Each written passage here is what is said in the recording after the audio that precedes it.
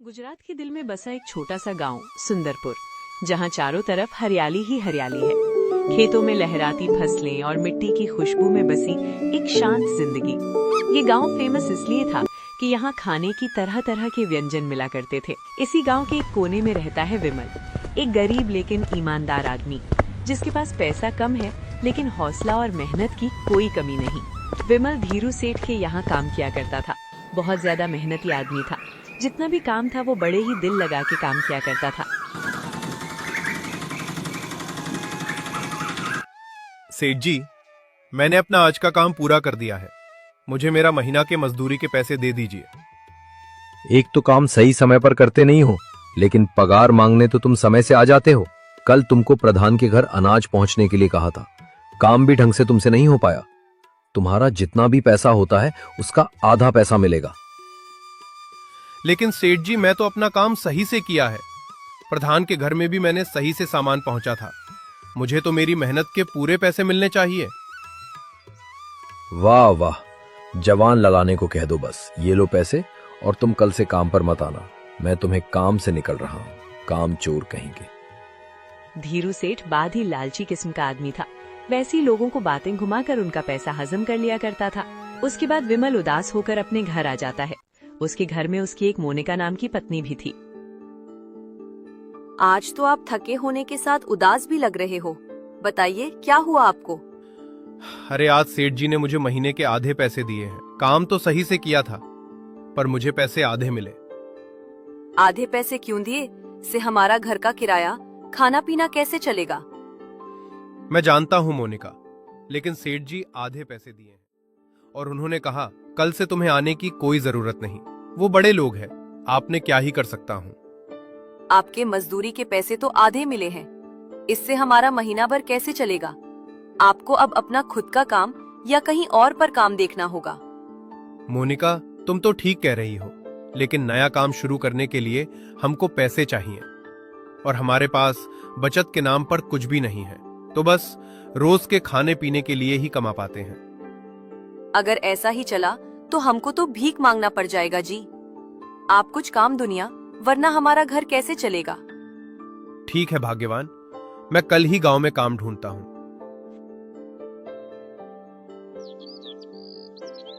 तभी विमल काम की तलाश में गांव के बाजार की तरफ जाता है। कभी उसको सरवन का काम मिलते हैं।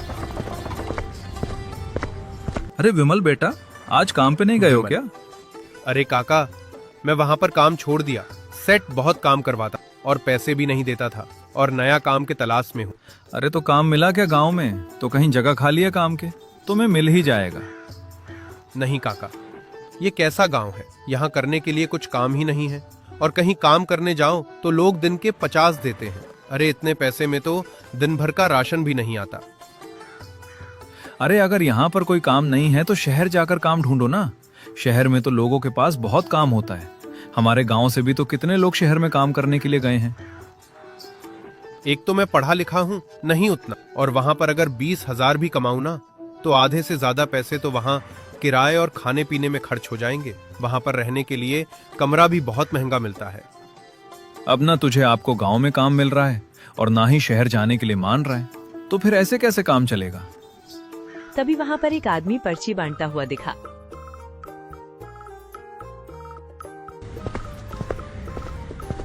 अरे भैया, ये किस चीज के पर्चे हैं? अरे यहाँ पर क्या बांट रहे हो? कहीं भंडारा लगाया क्या? यहाँ पर एक ढाबा खुला है, तो ये उसी का पर्चे है। आपको हमारे ढाबे पर स्पेशल गुजरात का मटन और पूरी मिलेगा। अगर आपको भी ढाबा पर जाकर खाना खाना है तो जरूर जाइए। उसकी बातें सुनकर विमल कहता है, भाई इधर मेरे पास राशन खरीदने के पैसे नहीं हैं, तो ढाबा पर जाकर खाना कहाँ से खाऊंगा? अरे ठीक तो है विमल बेटा, अभी नया नया ढाबा खुला है, मजदूरों के भी तो जरूर होगा। एक काम करो, वहां पर खाना बनाना, तुझे बहुत अच्छा पैसा मिल जाएगा। ठीक कहा काका आपने। मैं अभी जाकर उसे ढाबे में पूछता हूँ, मेरे लायक अगर कोई काम खाली हो तो। हाँ भैया, अभी ढाबा नया नया खुला है, तो सेठ जी कह रहे थे काम करने के लिए भी लोगों की जरूरत है। सेठ कारण का तो नाम सुना ही होगा, ढाबा है। आप एक बार जाइए और सेठ जी से बात कर लीजिए। ठीक है भाई, ठीक है, मैं अभी जाता हूँ। विमल खुश हो जाता है और खुशी खुशी ढाबे पर पहुंच जाता है। अरे सेठ जी, अभी आपका जो आदमी ढाबे के पचे बांट रहा है ना, वो मुझसे मिला था। उसने कहा कि अभी ढाबा नया खुला है तो आपको काम करने वाले लोगों की जरूरत है, इसीलिए मैं यहाँ पर आया हूँ। मुझे कुछ काम चाहिए। ठीक है, लेकिन तुम ये बताओ कि तुम्हें क्या क्या करना आता है। अगर तुम्हें खाना बनाना आता है तो मेरे पास खाना बनाने वालों का भी काम है, और अगर तुम्हें वो नहीं आता है तो तुम मेरे यहाँ साफ सफाई का काम कर सकते हो। गरीब आदमी हूँ साहब, मुझे तो खाना बनाना बचपन से ही आता है। खाना मैं आपको बहुत अच्छे से बना कर दूंगा। आप ये बताओ, मुझे हर रोज के कितने पैसे मिलेंगे? देखो, हर रोज मैं तुम्हें 200 रुपए दूंगा, लेकिन खाना तुम्हें अच्छे से बनाना होगा। अरे दिन भर खाना बनाने के बस 200 रुपए? बाकी हवाई और रसोइयों को तो 500 रुपए मिलता है। देखो भाई, अभी अभी नया नया ढाबा खोले हैं। अगर तुमको और ज्यादा पैसे चाहिए तो तुम जा सकते हो। यहाँ पर काम करने के लिए लोगों की कमी नहीं है। नहीं नहीं सेठ जी, मैं इतने में ही काम कर लूंगा। आपको किसी और को रखने की जरूरत नहीं है। विमल की मजबूरी थी, इसलिए वो इतने कम पैसों में काम करने के लिए भी तैयार हो जाता है। वो ढाबे में पूरा दिन अच्छे से मटन, पूरी, चावल, दाल, सेठ जी जो जो कहते सारा चीज बना देता। वाह भाई, खुशबू तो काफी अच्छी आ रही है। तुमको खाना बनाना भी अच्छे से आता है। ऐसे ही विमल दिन भर खाना बनाता और तो शाम को उसे जो रुपए मिलते हैं उन पैसों में वो घर पर राशन लेकर चला जाता है। ये लो मोनिका, आज मेरी जो भी कमाई हुई थी उससे मैं ये थोड़ा दाल चावल और सब्जियां खरीद लाया। आज के राशन का तो इंतजाम हो गया, लेकिन अब कल के राशन का क्या करेंगे? अब तुम्हें चिंता करने की कोई जरूरत नहीं है मोनिका। गांव में एक नया ढाबा खुला है, मुझे वहां रसोई की नौकरी मिल गई है। अब हमारा यहाँ रोज खाना बनेगा, तुम चिंता मत करो। ऊपर वाले की लाख लाख शुक्रिया जो आपको अच्छा एक काम मिल गया। मोनिका भी ये बात सुनकर खुश हो जाती है। उसके बाद विमल के लाए हुए सामान से वो खाना बनाकर खाना खाते हैं। उसके बाद विमल फिर ढाबे पर जाता है, सारा खाना बनाता है। तभी गांव के कुछ लोग आते हैं।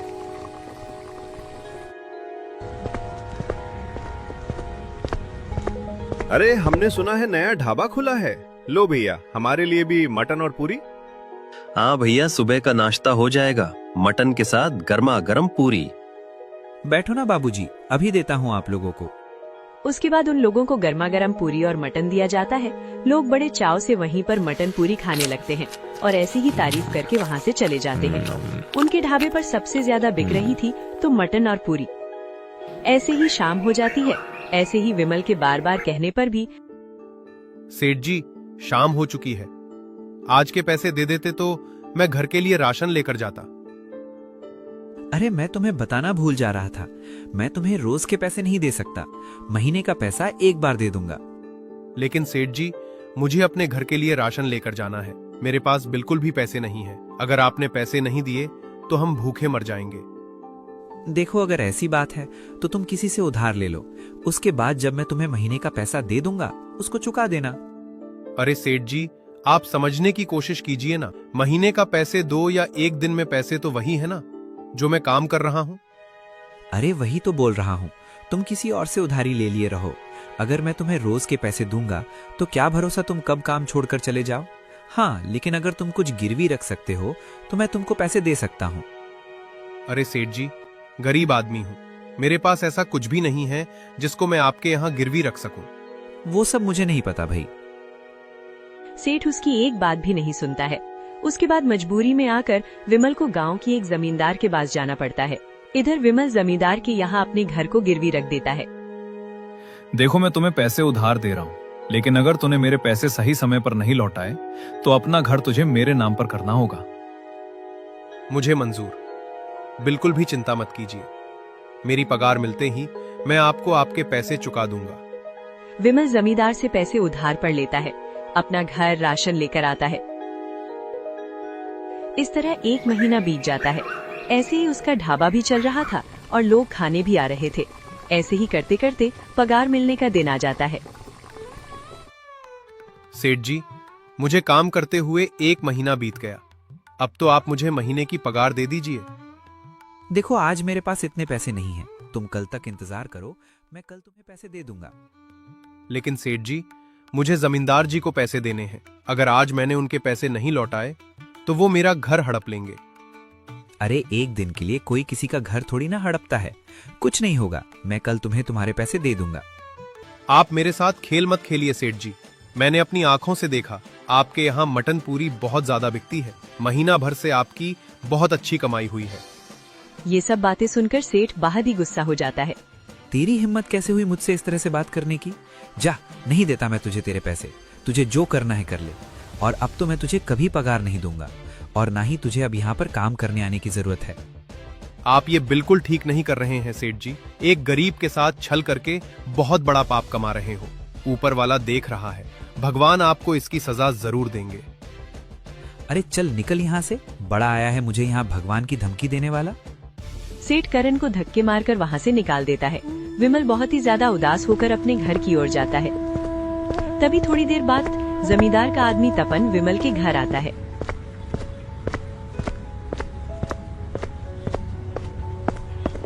हाँ भाई, याद है ना विमल कि आज तुझे जमींदार के पैसे देने हैं। सेठ जी ने तुझे याद दिलाने के लिए मुझे भेजा है। हाँ, मैं जानता हूं टपन भाई।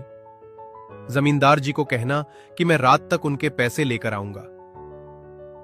ठीक है, लेकिन रात तक पैसे लेकर आ जाना, वरना तुम्हें पता है ना, तुम्हारा घर तुम्हारे हाथों से चला जाएगा।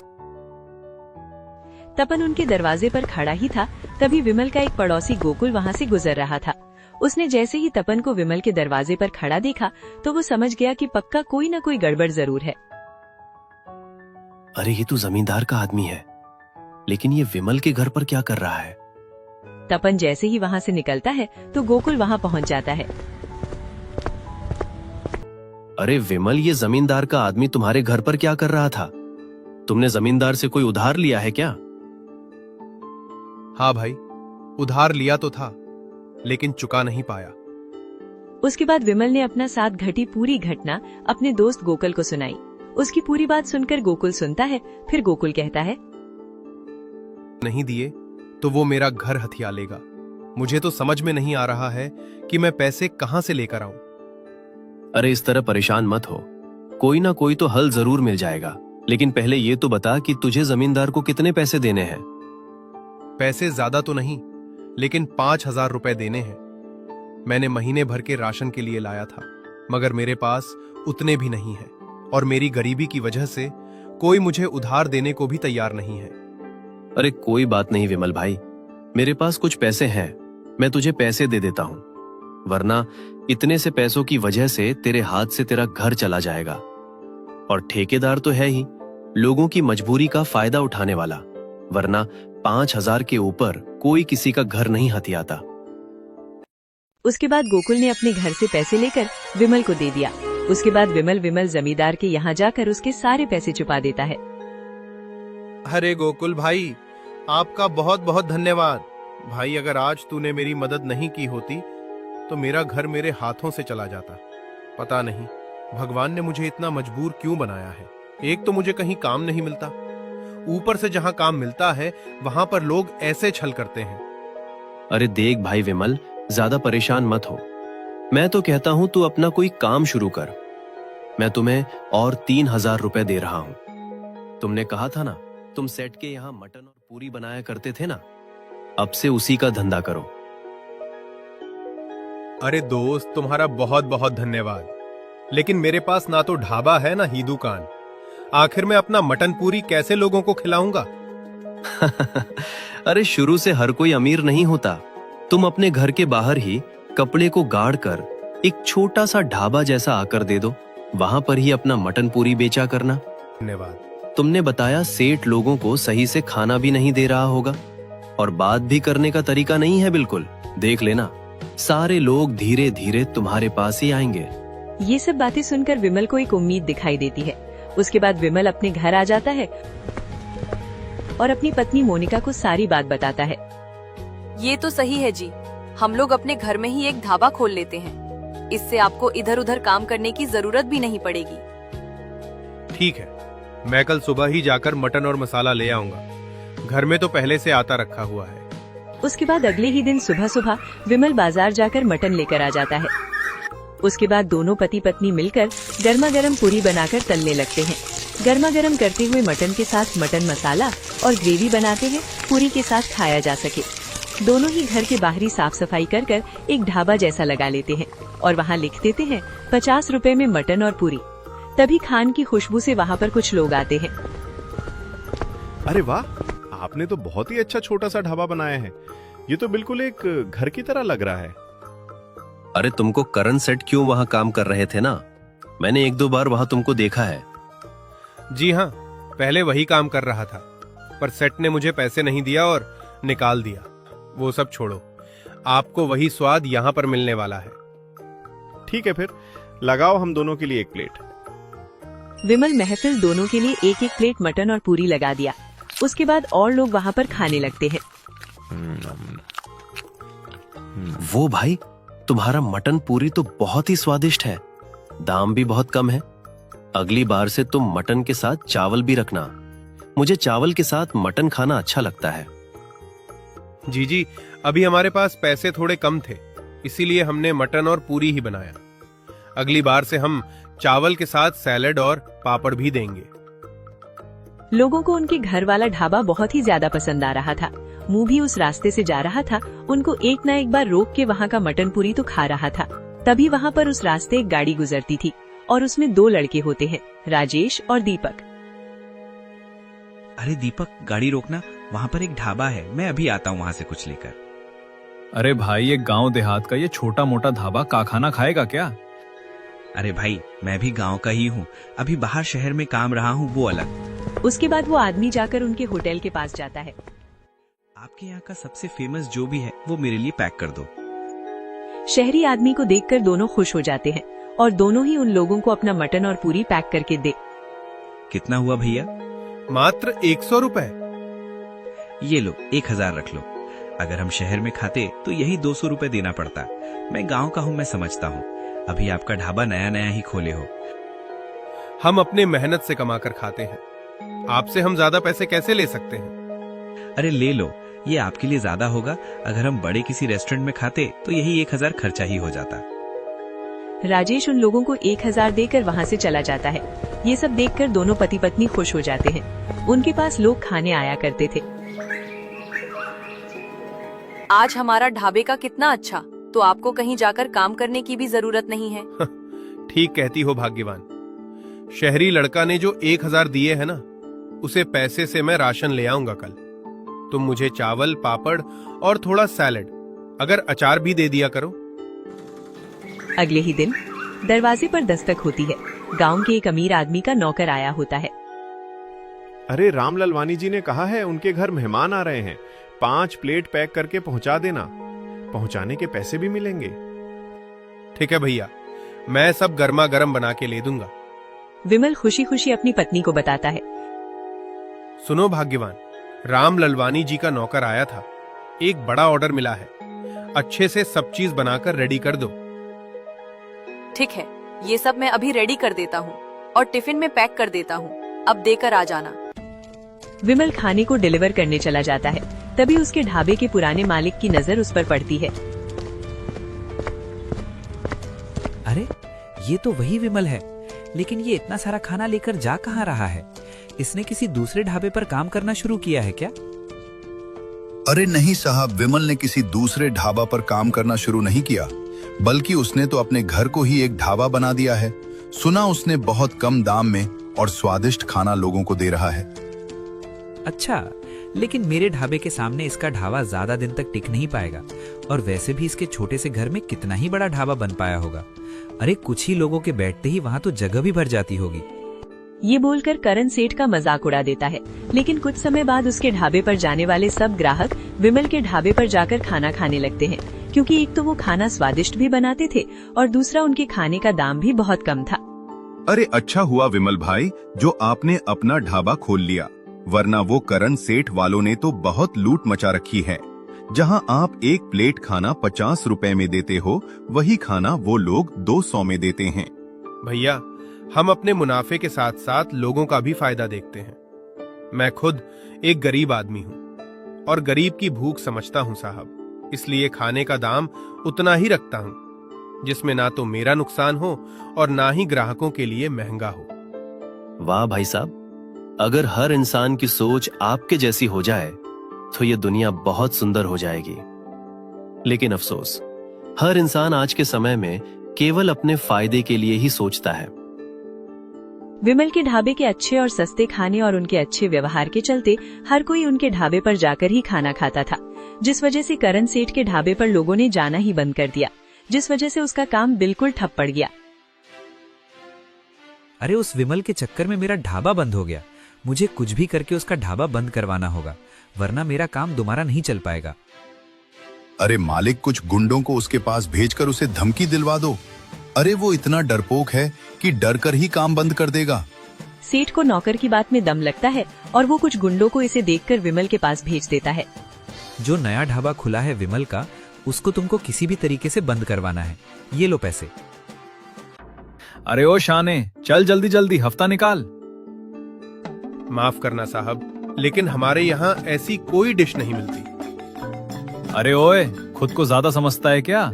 अरे हफ्ते का मतलब हमारा हफ्ता दे, पैसे दे हमें। हाँ, और अगर तूने हमें वो पैसे नहीं दिए तो तेरा पूरा घर तोड़ दूंगा। अरे ऐसे कैसे तुम? क्या दादागिरी है आप लोगों का? गुंडागर्दी तो हमने अब तक तुझे दिखाई ही नहीं। अच्छा चल, हमें हफ्ता मत दे, लेकिन कल से तेरा ये ढाबा खुलना नहीं चाहिए। अगर ये ढाबा खुल गया तो तेरा हम जो हाल करेंगे ना, वो तो सपने में भी नहीं सोच सकता। वो गुंडे विमल को धमकी देकर चले जाते हैं।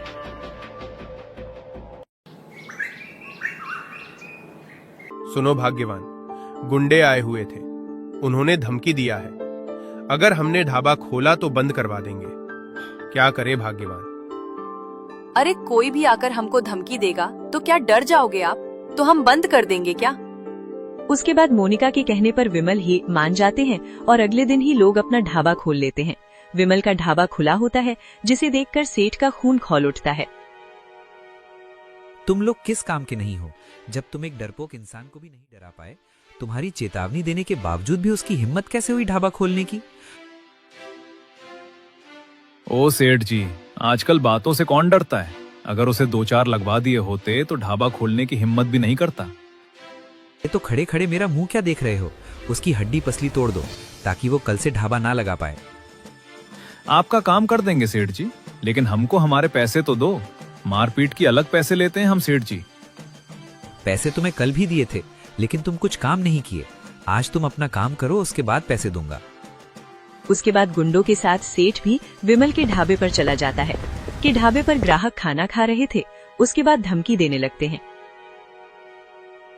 अब विमल, कल भी मेरे आदमी ने तुझे धमकी दिया था, तूने उनकी बातों को अनसुना करके आज फिर ढाबा लगा लिया। अच्छा, तो ये दोनों आपके आदमी थे? अच्छा किया कि मैं अपना ढाबा बंद नहीं किया। मुझे पहले ही लग रहा था, क्योंकि मेरे ढाबे खोलने के बाद तुम्हारे उस ढाबे पर कोई खाना जो नहीं जा रहा है। लेकिन आप मेरी भी बात सुन लीजिए सेठ जी, मैं अपना ढाबा किसी भी हाल में बंद नहीं करने वाला हूं। जो करना है कर लो, बहुत हो गई आपकी दादागिरी। अच्छा, तू ऐसे नहीं मानेगा, तेरी खातिरदारी करना ही पड़ेगा। सुनो तुम लोग, इसको इतना पीटो कि जब तक ये अपना ढाबा खुद से ही बंद ना कर दे। कोई रहम मत करना इसके ऊपर। बस बहुत हो गया सेठ जी, आप बस अपनी मनमानी ही कर रहे हैं। पहले भी आप इनको महीने भर काम करवाएं, पर 1 रुपया नहीं दिए। अब जब हम लोग अपना ढाबा खोल लिए हैं, तो आप उसको ही बंद करवाने पर तुले हो। अरे क्या कर लेगी तू? नहीं डरते हम। अगर आप यहाँ से नहीं जाओगे तो मैं पुलिस कंप्लेंट कर दूंगी। उसके बाद सेठ एक नहीं सुनता है और उन लोगों को पीटने लगता है। तभी उनके ढाबे से एक आदमी खड़ा होता है और उन लोगों को पीटने लगता है। अरे बड़ा शौक है ना तुम्हें गरीबों पर अत्याचार करने का, लेकिन कोई बात नहीं, तुझे तो अब मैं बताऊंगा।